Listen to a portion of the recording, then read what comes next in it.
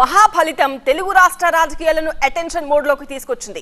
మహా ఓటరు మీద పెట్టుకున్న ఎక్స్పెక్టేషన్స్ కొందరికి అడ్డం తిరిగితే మరికొందరికి జోష్నిస్తున్నాయి. మహా రిజల్ట్స్ మీద మన లీడర్లు ఏమంటున్నారు ఒక లుక్ ఇద్దాం.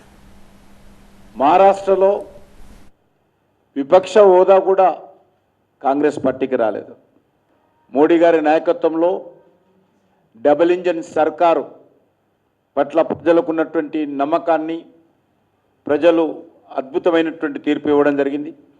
ప్రజల మధ్య విభేదాలు సృష్టించే ప్రయత్నము, భాష పేరుతో, ప్రాంతం పేరుతో, కులం పేరుతో, మతం పేరుతో ఏదో ప్రయత్నం చేసిందో దానికి మహారాష్ట్ర ప్రజలు తగిన బుద్ధి చెప్పారు. ఇవాళ క్షమాపణ, జాతికి సమాపణ చెప్పాలి రాహుల్ గాంధీ. ఉత్తుత్తి ఒక రాజ్యాంగాన్ని తీసుకొని, రాజ్యాంగం అంటే తెలియదు, ప్రీయాంబుల్ కూడా ఏనాడు చదవని వ్యక్తి, రాజ్యాంగ నిర్మాతని గౌరవించుకుంటూ 5 పుణ్యక్షేత్రాలని నిర్మించిన వ్యక్తి నరేంద్ర మోడీ గారి పట్ల ఇవాళ ప్రజల్లో అసత్య ప్రచారం చేసినందుకు, రాజ్యాంగాన్ని అవమానించినందుకు ఈ దేశానికి, ఈ జాతికి రాహుల్ గాంధీ గారు క్షమాపణ చెప్పాల్సిన అవసరం. ఈ అపజయానికి ఆయన పూర్తిగా బాధ్యత వహించాలి.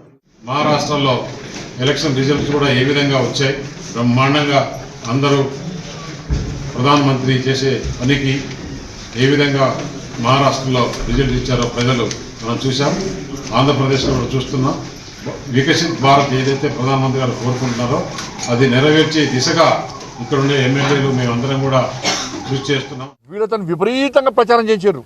మేము ఇన్న హామీలు ఇచ్చినాం, ఈ గ్యారెంటీ ఇచ్చినాం, 10 గ్యారెంటీలు అక్కడ, పాంచన్యాయం చెప్పి కర్ణాటకలో, 6 గ్యారెంటీలు అని చెప్పి తెలంగాణలో మేము అమలు చేస్తామంటే ప్రజలు ఇక్కడ ఏ విధంగా ధోకా చేసింది కాంగ్రెస్ పార్టీ, ఏ విధంగా నమ్మక ద్రోహం చేసింది 3 రాష్ట్రాల్లో, ఏ విధంగా ప్రజలను వంచింది, ఎన్నికల ముందు హామీలు ఇచ్చి ఏ విధంగా మోసం చేసింది, తిరిగి మహారాష్ట్రలో ఏ విధంగా తప్పుడు ప్రచారం చేస్తుందో ప్రజలు విశ్వసించరు, ఆ నమ్మిరు, వాళ్ళు అన్ని వాస్తవ విషయాలు గ్రహించారు. కాబట్టి ఇప్పుడు కాంగ్రెస్ పార్టీ ఓటమికి కారణం తెలంగాణలో కాంగ్రెస్ ప్రభుత్వం, కర్ణాటకలో కాంగ్రెస్ ప్రభుత్వం, హిమాచల్లో కాంగ్రెస్ ప్రభుత్వం యొక్క వైఫల్యాలు, ఇచ్చిన హామీలు నెరవేర్చకుండా ఉల్టా తప్పుడు ప్రచారం చేయడం వల్లనే ఇలా మహారాష్ట్రలో కాంగ్రెస్ కూటమి ఓటమి చెందింది.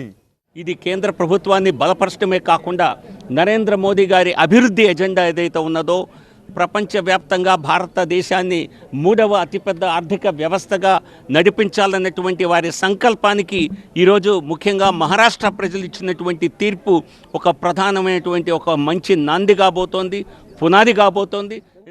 జేఎంఎం కాంగ్రెస్ ఆధ్వర్యంలో చేసిన అభివృద్ధి కార్యక్రమాల గురించి చెప్పారు.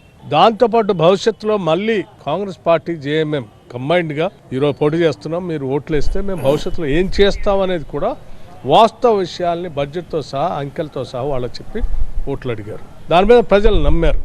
వీళ్ళు కరెక్ట్గా చెప్తాం.